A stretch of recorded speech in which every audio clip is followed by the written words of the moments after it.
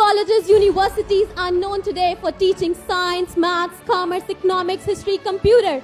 Ladies and gentlemen, this world doesn't need schools that produce doctors, engineers, chartered accountants, but fail to inculcate manners in them, fail to instill confidence in them, fail to nurture values in them, fail to make them outspoken individuals. Once, a British asked Swami Vivekananda, "Why don't you wear good clothes and look like a gentleman?" With a smile on face, Swami Vivekananda replied, "In your culture, a tailor makes a gentleman, but in our culture, character makes a gentleman." I stand here today to put across my views about the aims and objectives of education. Millions of parents wake their children up early in the morning and send them to school, hoping to see them become doctors, engineers, IAS officers, and so on.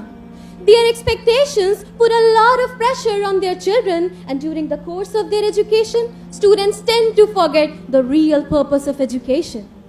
They, however, manage to fulfill the dreams of their parents by becoming doctors and engineers, but have no time for their friends and relatives, and have no compassion for their neighbors and fellow human beings, as their sole purpose of life is to compete with rich people and enjoy the luxurious life.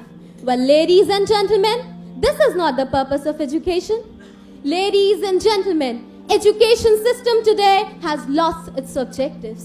It has become commercial. It has gone to the hands of money people as they can impress general people by providing infrastructure and ambience.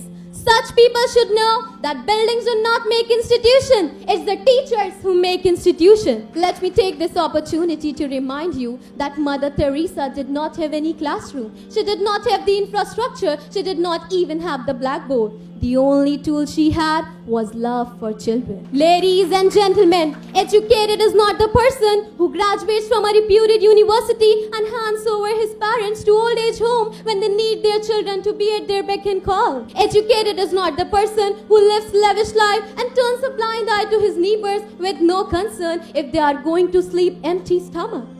Educated is not the person whose name is followed by the list of degrees, but he uses abusive language and threatens people through his influence. Ladies and gentlemen, educated is the person who may even give up his job if required and turns to his parents to serve them when they are bedridden and need proper care. Educated is the person who loves his wife, who loves his children, and simultaneously concerned about his neighbors if they need any support.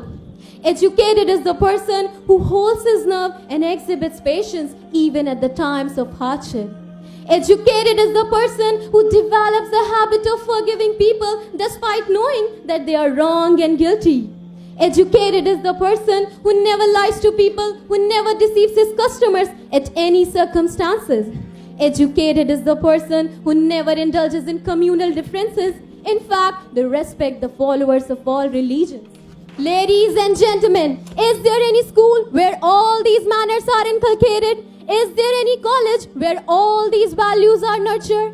Is there any university where the lessons of honesty and integrity are imparted? Schools, colleges, universities are known today for teaching science, maths, commerce, economics, history, computer. Ladies and gentlemen, this world doesn't need schools that produce doctors, engineers, chartered accountants, but fail to inculcate manners in them, fail to instill confidence in them, fail to nurture values in them, fail to make them outspoken individuals. Ladies and gentlemen, I don't say it is the sole responsibility of the parents to focus on their children instead of dumping the responsibility on the shoulders of the teachers at school. It is the prime responsibility of the parents to raise their children in such an environment as they grow up learning all the values from their lifestyle.